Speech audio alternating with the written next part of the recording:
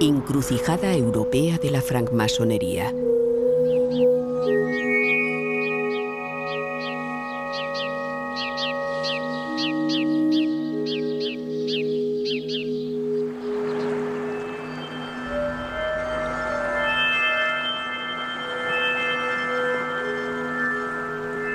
Lyon, Lugdunum, la colina de la luz.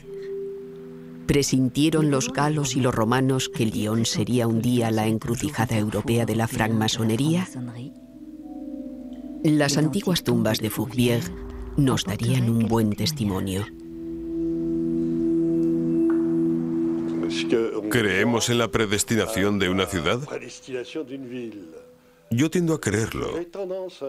Lyon, por su confluencia, esa misteriosa Y que forman los dos ríos, tiene un significado.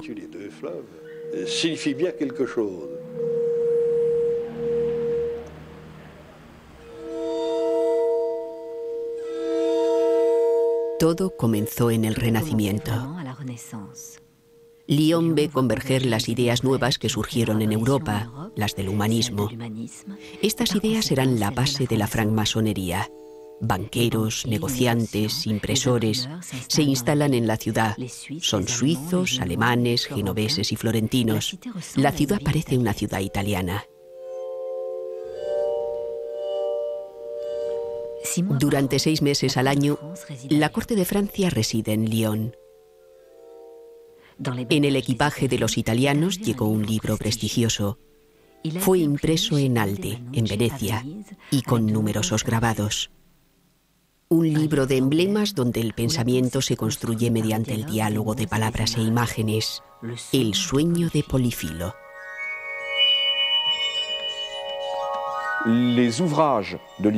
Las obras de literatura emblemática proponen interpretaciones intelectuales, morales o místicas. Esta literatura va a tener un gran éxito. Tendrá una amplia difusión y, curiosamente, es una fuente intelectual lejana, pero real, del simbolismo masónico.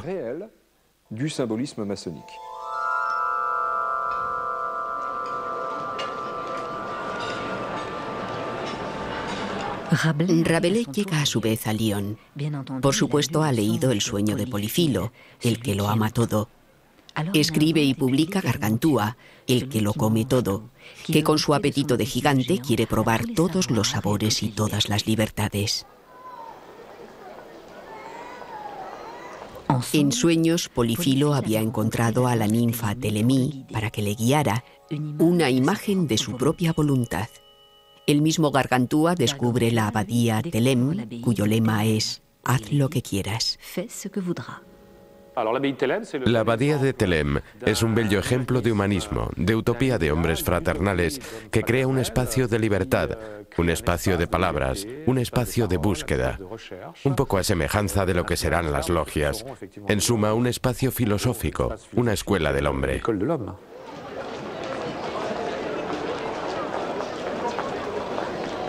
En el barrio de los impresores, el autor de Gargantúa conoce a un alemán muy extraño y muy famoso, Henri Corneille Agrippa.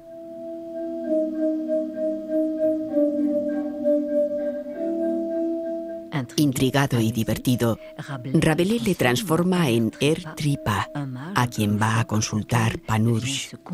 Pero Agrippa no es un charlatán. Explora lo oculto y la magia para comprender mejor el mundo en todos sus aspectos.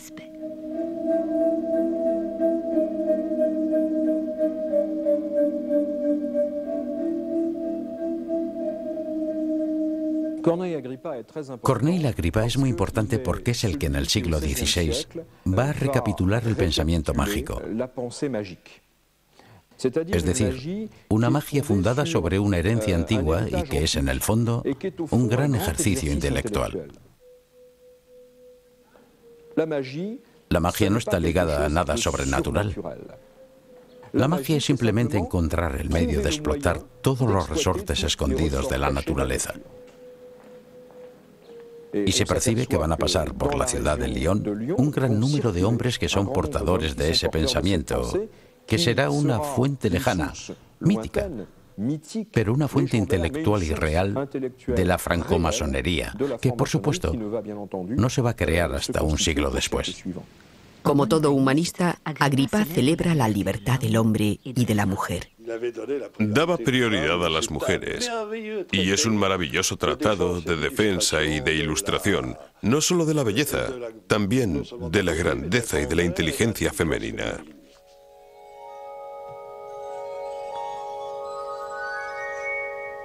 La vida cultural es muy importante, mucho más importante que la de París, por ejemplo. Hay mujeres que escriben y que se empeñan en escribir. Hay una que no es muy conocida y que se llama Jeanne Floré. No se sabe mucho de ella, solo que escribió cuentos al estilo de Boccaccio.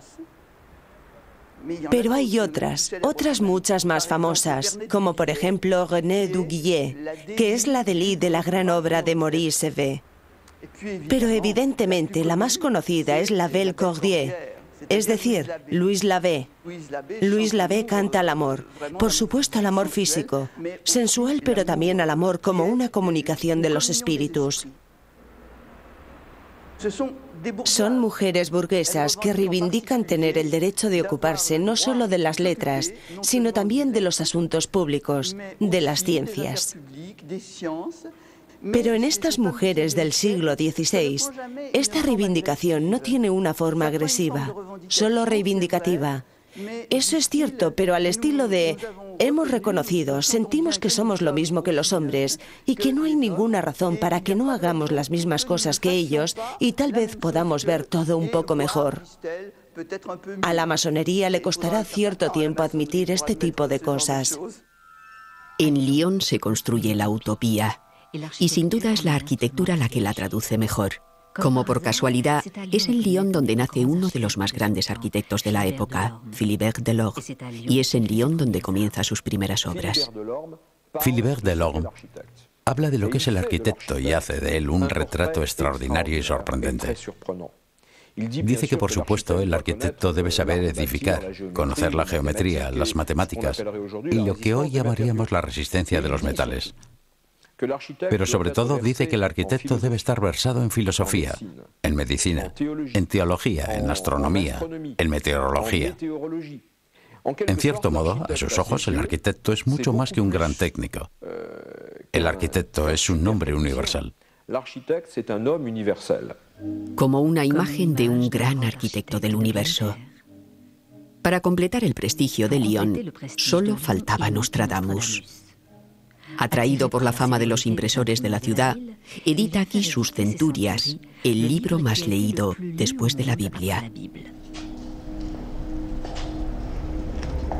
Nostradamus forma parte de un tronco común, el tronco común de los humanistas, de los grandes espíritus. La estructura de las profecías se puede decir que es un trabajo de arquitecto. Tienen un ritmo de cuarteta, de 4 versos, y después un ritmo de 100 cuartetas que forman una centuria y así seguido. Todo es una gran construcción. Pero esta fragmentación deseada implica algo que es casi ritualista. Y si ese texto sigue estando muy presente en el mundo desde hace 4 siglos y medio, es porque, en mi opinión, supo hacer la síntesis entre todas las religiones monoteístas.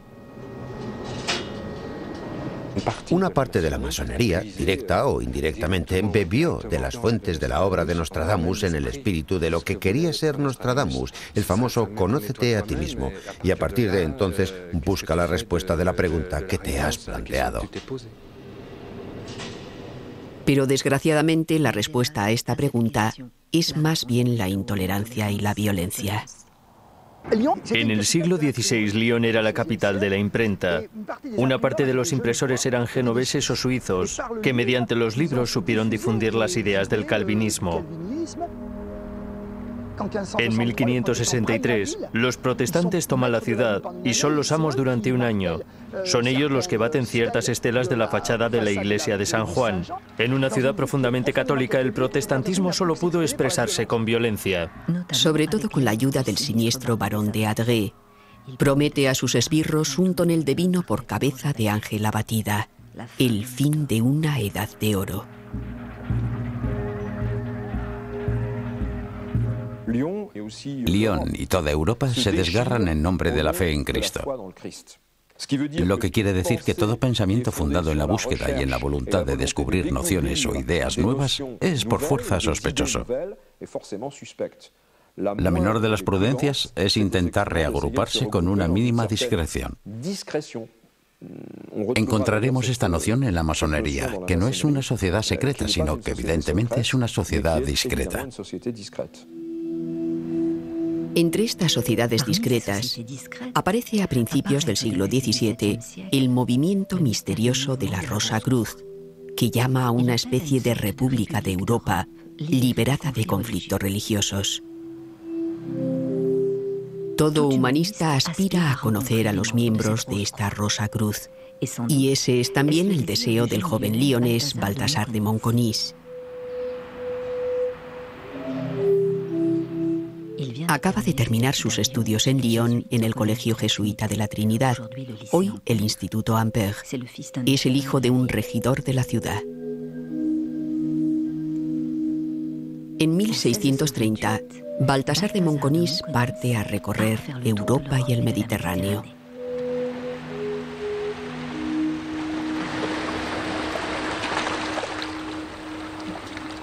Admira las pirámides, contempla a los derviches danzantes, explora el monte Sinaí, Jerusalén y Constantinopla, conversa con rabinos, se apasiona por los fenómenos de la naturaleza y por todas las ciencias, incluida la alquimia. Después se dirige a Inglaterra, frecuenta la sociedad de numerosos eruditos, Boyle, Hobbes y Robert Moret. Robert Moret, originario de Escocia, es el primer masón especulativo del que conocemos el nombre. El nombre del lionés Baltasar de Monconis estaba escrito a la cabeza de los hermanos ocultos, nos relata su hijo. ¿Habría ingresado ya en una logia masónica? Entre las logias operativas de constructores de la Edad Media, que son logias corporativas que trabajan en obras de construcción en condiciones difíciles, hubo efectivamente manuales que fueron aceptados en un cierto número de logias que parten de la masonería especulativa. Perciben que este espacio es también un espacio de tolerancia, un espacio de encuentros interreligiosos. Un poco más tarde, a finales del siglo XVII, en Lyon, en este mismo colegio de la Trinidad, a un sacerdote jesuita, el padre Menestrier, le fascinan la fuerza de las imágenes y su significado. Es cierto que las capillas del colegio están abundantemente decoradas y que el sueño de Polifilo ocupa un buen lugar en la biblioteca. El padre Menestrier escribió 164 libros. Dedicó toda su vida a comentar las diversas formas de las imágenes que pudo encontrar en la heráldica, los símbolos o los enigmas.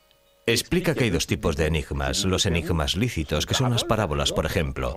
Un miembro eminente de la Compañía de Jesús explica que buena parte de la enseñanza del cristianismo está basada en enigmas, en parábolas. Y después están los enigmas prohibidos y habla de las profecías, de talismanes, de ciertos símbolos que por supuesto condena, pero los estudia tan profundamente que se nota que le apasionan. Da una definición de lo que es el símbolo que no negarían los masones del siglo XVIII ni los masones de hoy en día. El símbolo nos dice, los símbolos son el alma de los enigmas. El símbolo es una imagen filosófica sobre la que hay que razonar. El padre Menestrier emprende la realización de un gran fresco decorativo y simbólico por todo el patio de su colegio. En un pequeño libro describe su deseo de hacer del Colegio de la Trinidad un lugar utópico y ejemplar, el templo de la sabiduría abierto a todos los pueblos. Como por casualidad, la primera descripción de este gran fresco es la construcción del Templo de Salomón.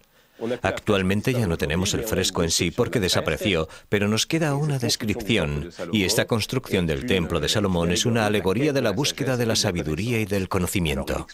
Explica que Salomón está en una cierta postura, que por ejemplo tiene un triángulo luminoso encima de él, y toda una serie de cosas que no son, y lo repetimos, masónicas, pero que la masonería las tomará a lo largo del siglo XVIII.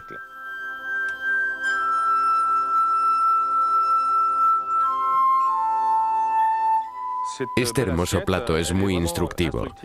Intenta mostrar todos los signos del simbolismo, de la imaginería de la francmasonería. Por una parte vemos todas las herramientas operativas, escuadras, mazos, martillos, y encontramos otra serie de representaciones o de objetos que provienen de otro registro. En el centro vemos la representación de un templo que hace referencia al templo de Salomón, además de las dos grandes luminarias que se podría decir son el Sol y la Luna y que evidentemente simbolizan algo referido al orden celestial, una cierta cosmogonía con una estrella y también al lado un delta que digamos que es un símbolo espiritual.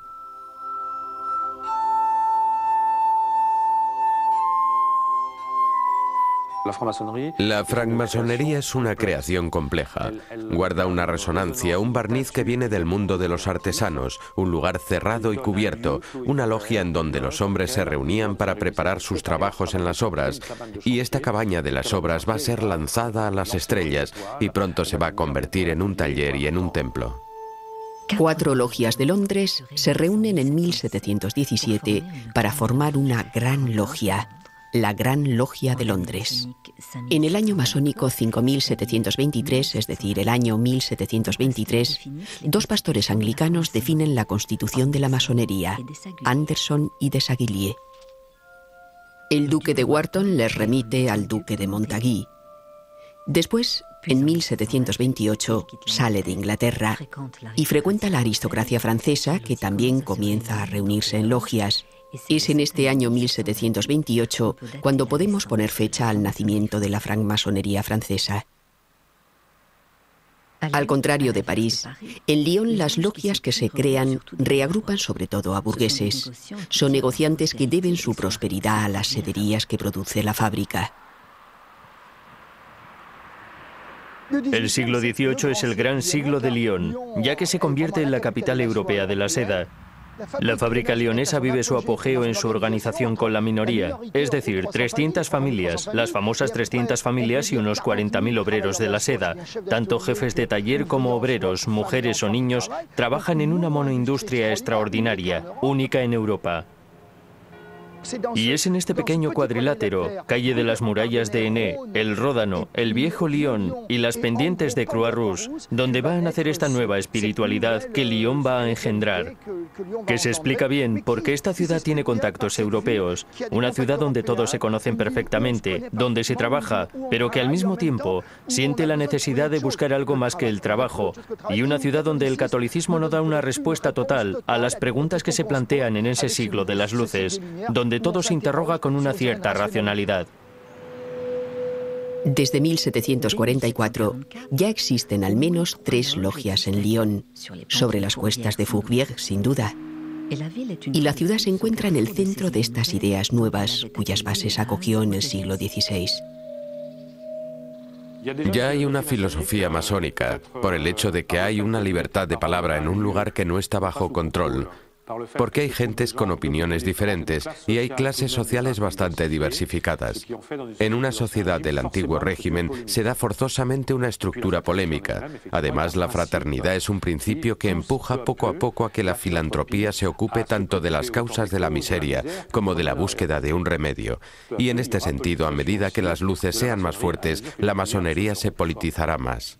Es en Lyon, en febrero de 1750, cuando un italiano que se hará célebre en toda Europa da sus primeros pasos en la francmasonería, Giacomo Casanova.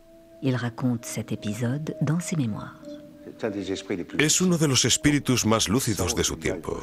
Siente que hay una búsqueda espiritual que comienza a llegar por todas partes. Por lo que yo creo que hay algún acontecimiento en su vida, algo que le empuja a reflexionar sobre sí mismo, a tener una conciencia sobre su propia vida cada vez más aguda, una conciencia física, casi psicológica, una concepción del tiempo, es decir, de los momentos decisivos, de la ocasión, del reencuentro y, sobre todo, del valor. Eso nos hace entender que algo le había calado profundamente. Y usted ya conoce su lema, Sequere Deum, seguir a Dios. ¿Y Dios? ¿Quién es Dios? Es algo que aparece, que brilla, y a sus ojos a menudo bajo la forma de una mujer. Pero él busca algo. Es un texto que hay que saber leerlo y descifrarlo. En efecto, cuenta su llegada a Lyon, y el resto sigue sin que él se sienta obligado a hacer alusión a sea lo que sea. Lo que le interesa es su vida personal, no el destino de una comunidad visible, pero hay una que no es visible. Él está indicando algo.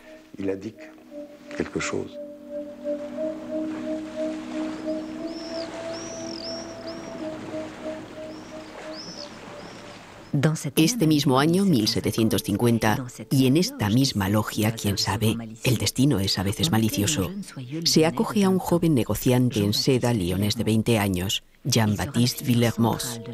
Él será la figura central de la masonería lionesa del siglo XVIII.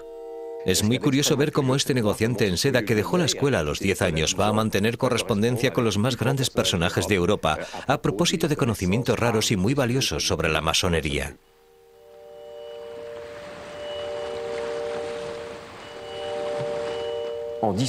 En 1768, 18 años después de su iniciación, va a conocer a alguien que cambiará por completo su vida.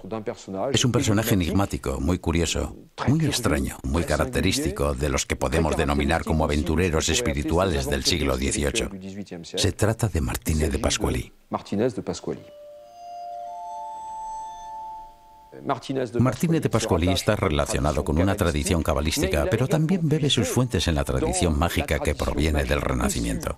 Y sobre todo, toma prestadas muchas de las ideas de Corneille Agrippa.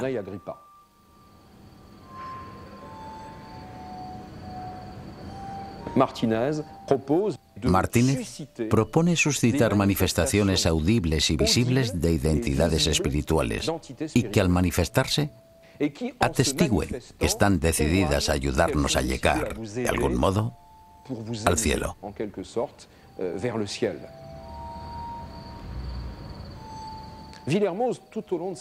A lo largo de su vida, Villermoz solo tuvo un deseo: que estos entes se manifestaran. Pero ni vio nada ni oyó nada. Lo que sí hiciera falta serviría como prueba del extraordinario equilibrio psicológico de Villermoz, porque hubiera podido autosugerirse de alguna manera la presencia de estas entidades. No perdió jamás el sentido de la realidad, y antes de juzgar quería conocer lo que hace, especialmente cuando conoce los nuevos sistemas masónicos. Quiere estudiarlos de inmediato, y cuando los nuevos sistemas filosóficos llegan a Lyon, enseguida quiere participar en ellos. Nuevos sistemas filosóficos y masónicos. Dios sabe si era así. Pues la mayor parte estaban inspirados en el prestigio y el noble ideal de la caballería, tal como se soñaba que era en la Edad Media y tal como la representará el pintor Marius Grany. La implantación de la imaginería caballeresca en la francmasonería es bastante legítima, ya que tanto para la caballería como para la masonería, la beneficencia, el interés por el prójimo es algo muy esencial. El nombre de las logias de Lyon muestra que celebraban con constancia la amistad y la filantropía. Pero Villermoz se entera de que en Alemania se desarrolla con gran éxito un sistema masónico, la estricta observancia templaria. Se dice que es la heredera de los caballeros templarios, que según la leyenda habrían sobrevivido en Escocia tras ser condenados por el Papa y Felipe el Hermoso. Afortunadamente habían desaparecido y pudieron proyectar sobre los templarios muchas cosas que no se hubieran podido hacer con las órdenes de caballería, que todavía existían. Y eso es lo que va a hacer la masonería del siglo XVIII. Va a restituir una caballería espiritual que sea un instrumento para la búsqueda. Villermoz introduce en Lyon este sistema masónico templario rectificándolo profundamente. Lo convierte en un rito escocés rectificado. Va a tener una idea genial. Va a tomar el armazón de la estricta observancia templaria y va a llenar este armazón con el pensamiento de Martínez de Pasqually. Una veintena de logias prosperan en Lyon. Forman parte del desarrollo de la ciudad sobre la margen izquierda del Ródano, que diseña el urbanista francmasón Morin.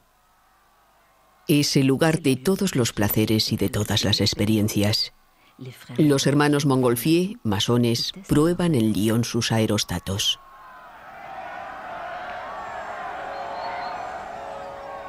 Se le pide a Morin que acondicione los locales de las logias que se instalan en este nuevo barrio, sobre todo la Bienfaisance, la logia de Villermoz.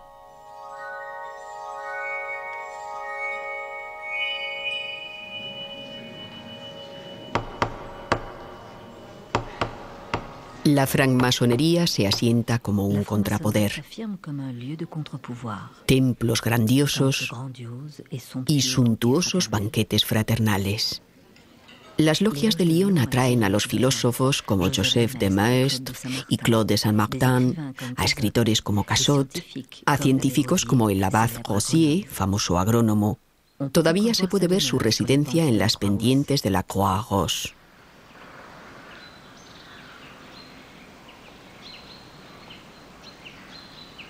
Es también la época en la que se efectúan las primeras pruebas de electricidad a través de los fenómenos del magnetismo.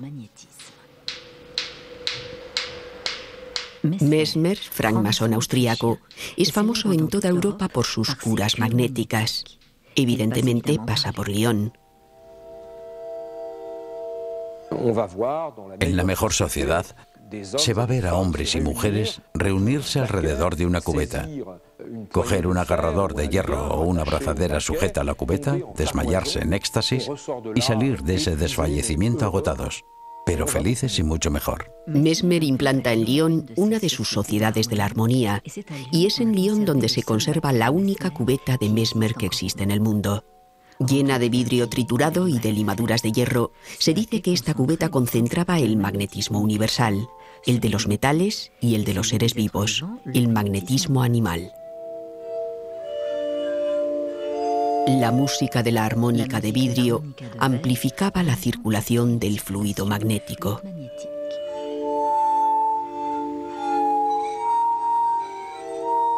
En Lyon van a darse conexiones muy fuertes entre los masones de la tendencia iluminista y mística y los miembros de esa sociedad de la armonía.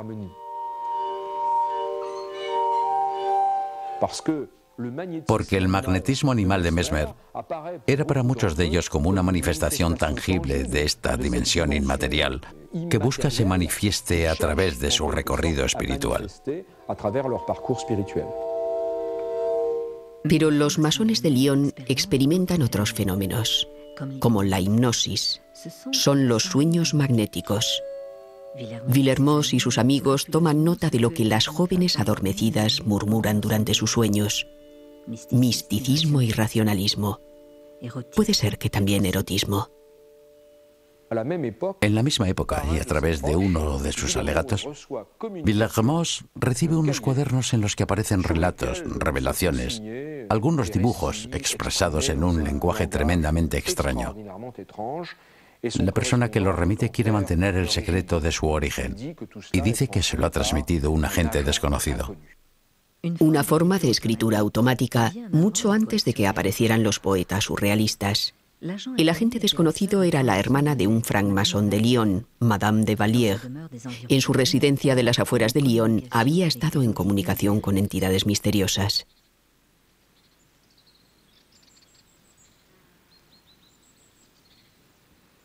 Se puede decir que el objeto de su búsqueda era muy claro. Era una especie de salvación a través del contacto con la divinidad.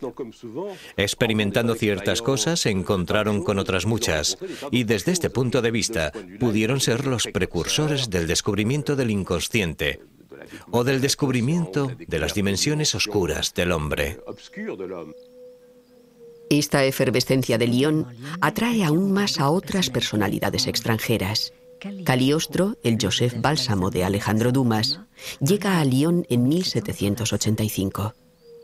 Descartado por Villermoz, seduce a los hermanos de otra logia, la Sabiduría, que da origen a la Sabiduría Triunfante. Esta se instala en el barrio de los Brotteaux. Como consecuencia se habilita la villa de Morin. En esta logia, Cagliostro funda su nuevo sistema masónico de inspiración egipcia, abierto a hombres y mujeres. Cagliostro se prevalece del título de Gran Copte. Este Gran Copte no será una forma imperfecta, corrompida de decir copto, ya que en efecto Cagliostro parecía profesar un cristianismo bastante curioso que tenía su relación con el lado arcaico del cristianismo copto. Por lo que la masonería egipcia de Cagliostro nos remite más a los elementos arcaicos del cristianismo de la iglesia copta que al Egipto de las pirámides y los faraones. Entre los 5 ritos principales que se practican hoy en día en la masonería francesa, 2 nacieron en Lyon, el de Villermoz y el rito egipcio del que Cagliostro lanzó algunas primicias. Es una atmósfera muy curiosa, muy extraña. Ilustra muy bien la multiplicidad de los pasos en los que estos hombres estaban implicados. Podían a la vez aferrarse a la persistencia de una preocupación religiosa y mística importante y al mismo tiempo, en el plano político, ser favorables a las ideas nuevas. Llega el año 1789. Se buscaba más libertad, más igualdad y aún más fraternidad. La masonería aplaudió la revolución de 1789 tanto en Lyon como en otras partes. Pero después las cosas se torcieron. Lyon, por un lado, va a rechazar el aspecto monárquico encarnado por Jacques-Invert Colomé, que no es un masón, y después a un personaje que se llama Joseph Chalier, y que es un elemento clave de la violencia extremista y exagerada de Lyon. Instaló en el puente Morán una guillotina, afirmando que se instalaba allí para que las cabezas caigan directamente al Ródano.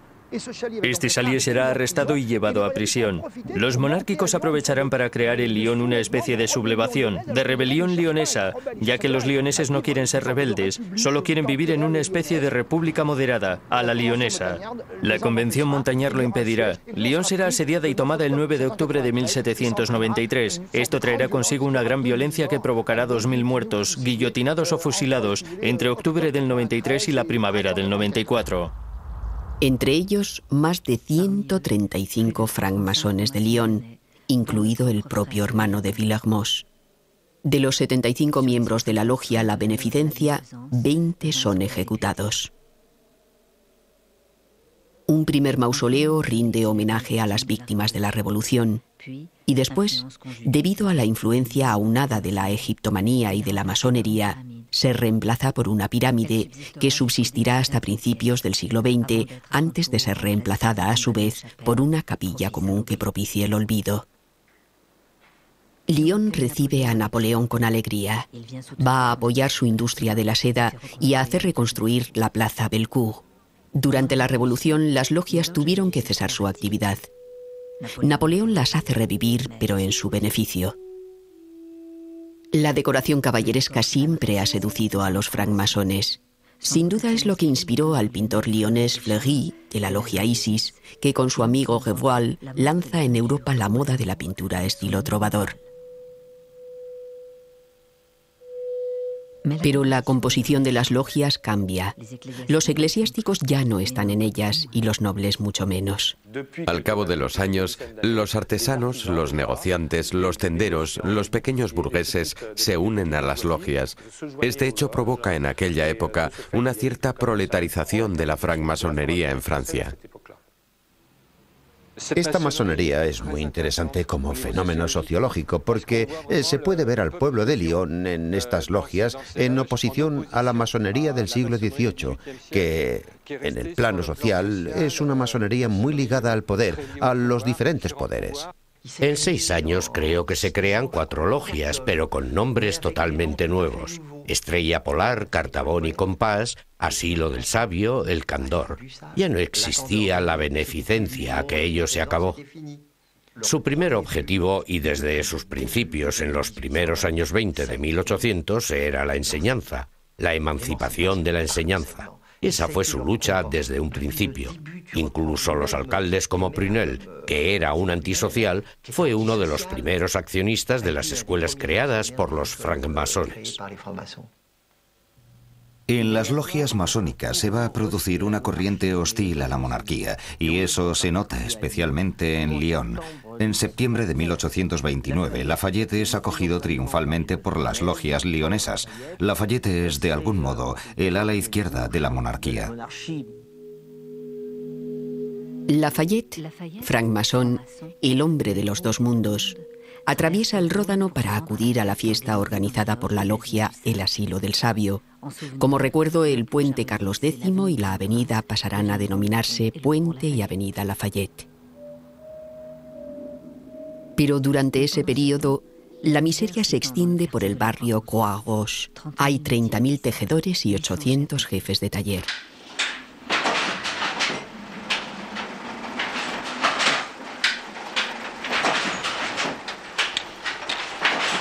El descontento crece. Los precios caen. En 1831 estalla una primera revolución.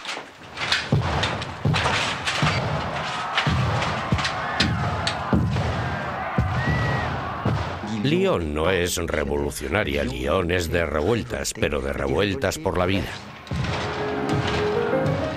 El lema de los tejedores de seda, vivir trabajando o morir combatiendo, recorre toda Europa. El lema vivir trabajando o morir combatiendo está inspirado en esta fórmula, vencer o morir, que encerraba toda una meditación sobre el sentido de la justicia, sobre el uso del derecho y la legitimidad de la violencia. Franz Liszt, que se hará masón algunos años más tarde, compone una pieza en homenaje a las luchas de los tejedores lioneses.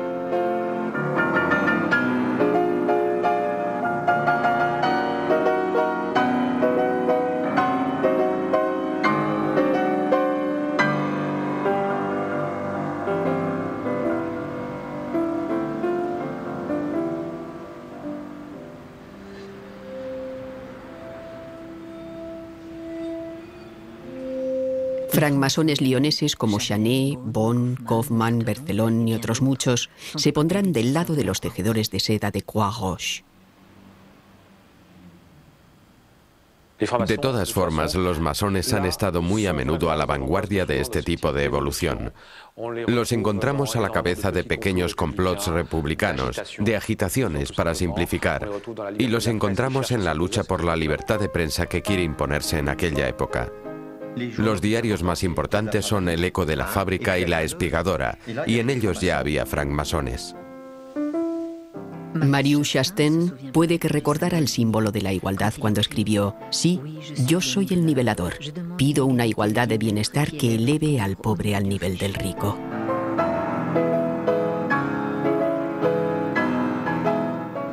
Estaban esos periódicos y la imprenta, que era el medio de transmitir lo que estaba pasando. Creo que más la imprenta porque todos los impresores de la época eran masones. El Eco de la Fábrica se traduce al inglés. El barrio Croix-Rouge es para Europa un lugar destacado en las luchas sociales. La colina que trabaja se subleva de nuevo en 1834. La revuelta de los tejedores del 34 es minoritaria, mientras que la del 31 es mayoritaria. Toda la gente de Lyon se implica, todo el mundo está con la revolución, mientras que la del 34, que es minoritaria, será republicana. Una gran parte de los que se sublevan de sus líderes son en efecto masones, porque tienen más convicciones, tienen una formación mejor, reflexionan sobre lo que está en juego en el ámbito político. Estaban los Saint-Simonian, que llegaron con su lado crístico, y que era una cultura. Estaban los Fourieristas. Estaba Proudhon, que tenía mucho contacto con todos los impresores y emitía sus ideas sobre la propiedad y su concepción de que es el hombre quien primaba en derecho y en deber. El hombre era igual a los dioses. Y cuando es recibido en la logia de su tío en Besançon, a la pregunta ritual ¿cuál es su deber hacia Dios?, él responde: la guerra. Y a partir de entonces abre la vía del agnosticismo y del ateísmo en la francmasonería. Sobre las pendientes de la Croix-Rouge y con la ayuda de los masones lioneses, salen a la luz acciones originales. Joseph Régnier participa en la tentativa de Michel de Rion, que abre en 1835 la primera cooperativa obrera de consumidores del mundo, el comercio verídico y social.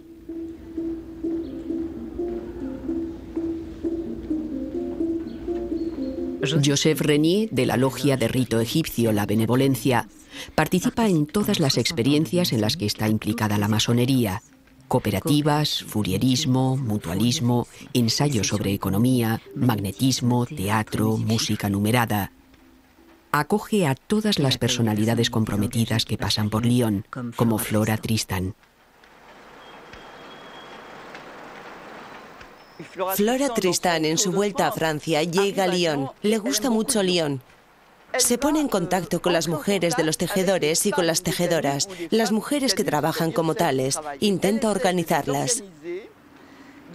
Cuando digo organizarlas, no me refiero a sindicatos, sino a organizarlas en grupos donde ellas solas puedan organizar conferencias, cursos. Quiere que haya algo específicamente femenino. Siente muchísima simpatía por esas mujeres. Pero Lyon cuenta también con personalidades femeninas extraordinarias, como Eugénie Boyer, la primera mujer bachiller de Francia.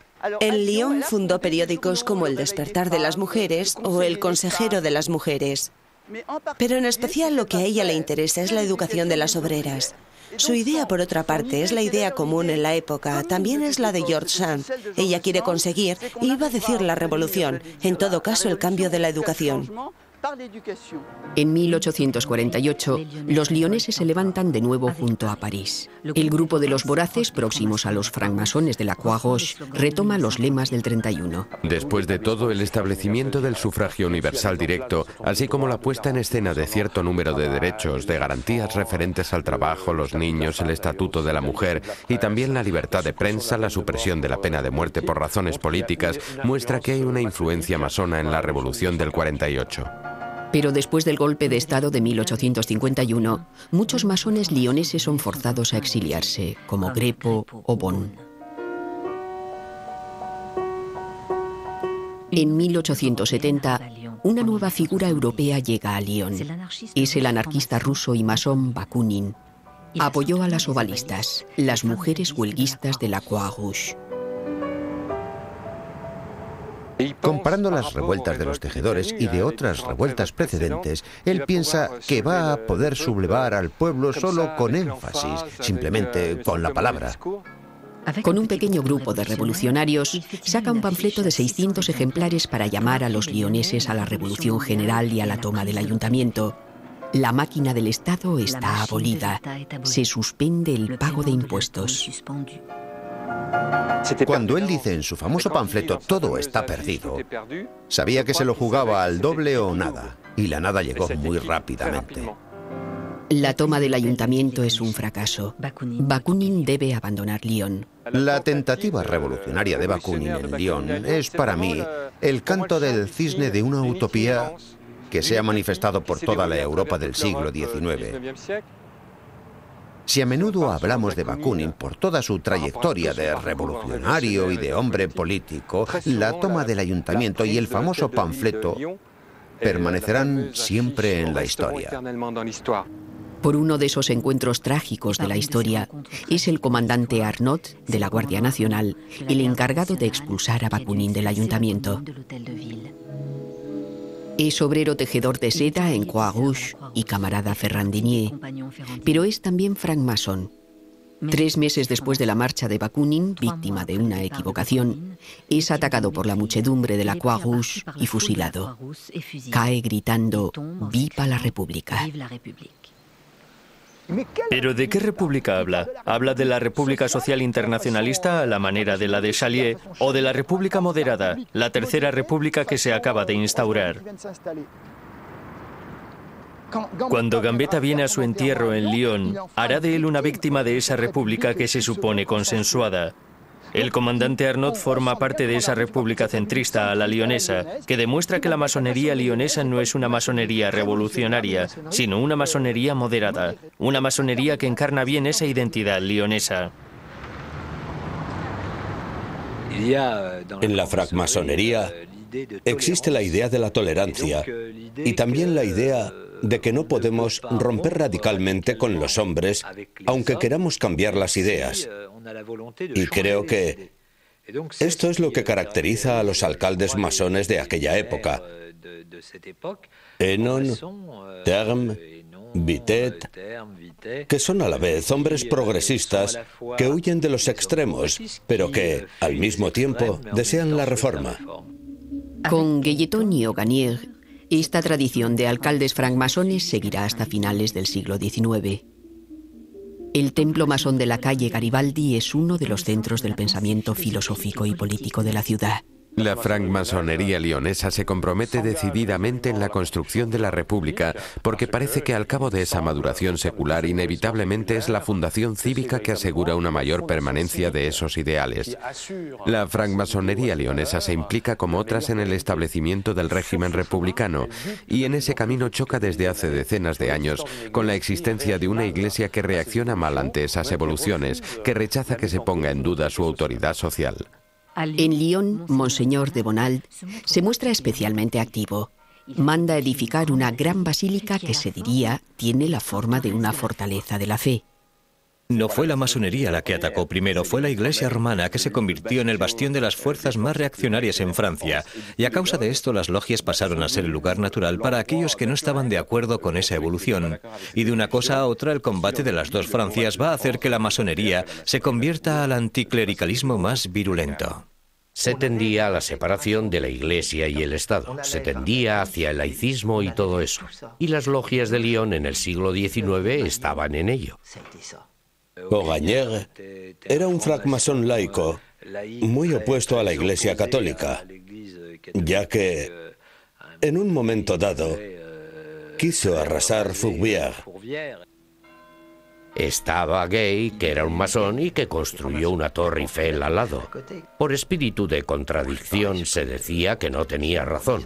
No se puede poner un elefante patas arriba y al lado un falo. Por eso en el paisaje lionés quedan las huellas de este combate. En lo sucesivo, la República está bien instalada. Se le erige una estatua, decorada con símbolos masónicos, símbolos que encontramos en el monumento en memoria de Guelleton. Pero después de Guelleton y Auganier, no habrá en el siglo XX ningún otro alcalde masón en Lyon, a excepción del alcalde actual.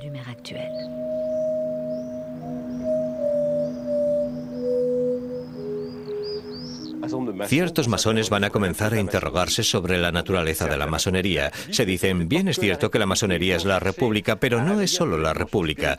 Quieren despertar un poco la dimensión espiritual de la francmasonería, recuperando la masonería mística del siglo XVIII.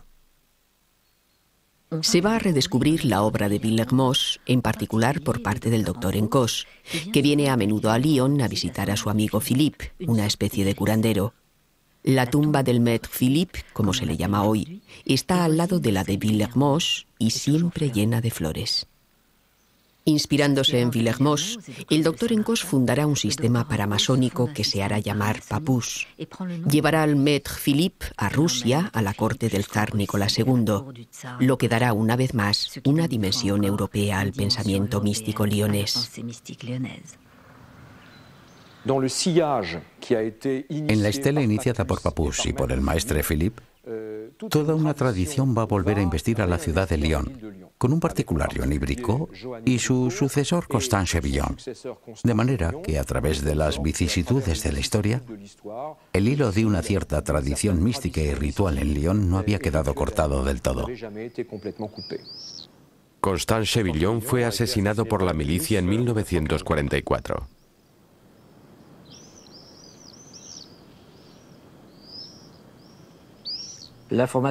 Cada vez que se instala una dictadura en Europa se prohíbe la masonería. Comenzó con Mussolini y siguió con Hitler. Hay una corriente antimasónica que es un antimasonismo de extrema derecha y llega el gran período del asunto judeo-masónico. El primado Guerlier lanzaba el eslogan «Pétain es Francia». Aquello fue demasiado para los francmasones y se plantaron. Allí había un truco. El sable y el hisopo juntos era demasiado. La prohibición de la masonería, la denuncia y el fichaje general de los masones provoca que se produzca una solidaridad inmediata. Muchos masones lioneses entran en la resistencia. Crean especialmente el grupo El Gallo Encadenado. El sol sale por oriente. El gallo canta cuando va a salir el sol. Por eso detrás del gallo se ve el oriente que simboliza los templos masónicos. Estaban Le Bosset, Dunoir, Degout, 3 masones. Pradel, el futuro alcalde, y el doctor Fuseret. Los francmasones de El Gallo Encadenado son todos arrestados, pero Louis Pradel, que no era masón, es salvado por Dunoir. Dunoir es llevado al campo de concentración de Allach. En el campo participa en los trabajos de una logia clandestina. En Lyon hubo grandes nombres trabajando en la resistencia. Estaba Chambonet, que fue el dirigente del ejército secreto en el Jura y que es una de las grandes personalidades de la resistencia en el este de Francia. El francmasón Chambonet y otros 4 resistentes fueron fusilados como represalia por la Gestapo, lo que determina la construcción del memorial Vigilante de Piedra.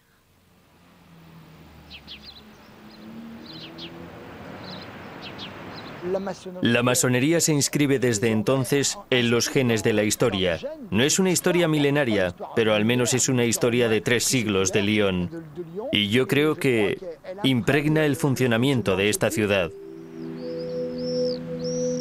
Yo creo que hay una verdadera fuente, un verdadero crisol de humanismo en Lyon, que cierto número de reformas profundas nacieron en Lyon.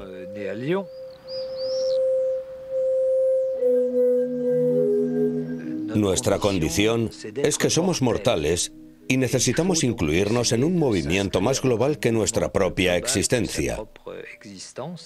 Este movimiento más global puede ser precisamente la confianza en la humanidad, en el progreso del hombre, en su superación perpetua. Y esto explica con creces mis 2 compromisos, el socialista y la francmasonería. No solamente no tenemos nada que esconder, porque nuestra historia está ahí para atestiguar todo lo que pudimos hacer por la ciudad, por el laicismo, por la república. Siempre que hemos estado presentes, lo hemos hecho en el lado bueno. Es una reconciliación entre una preocupación humanista, una preocupación por interesarnos por el otro y una búsqueda más interior, incluso más espiritual. Y la masonería permite asociar estas 2 perspectivas. Es ciertamente un camino espiritual, pero es indecible. Es también un camino que te obliga a mirar a los otros y a ocuparte de ellos.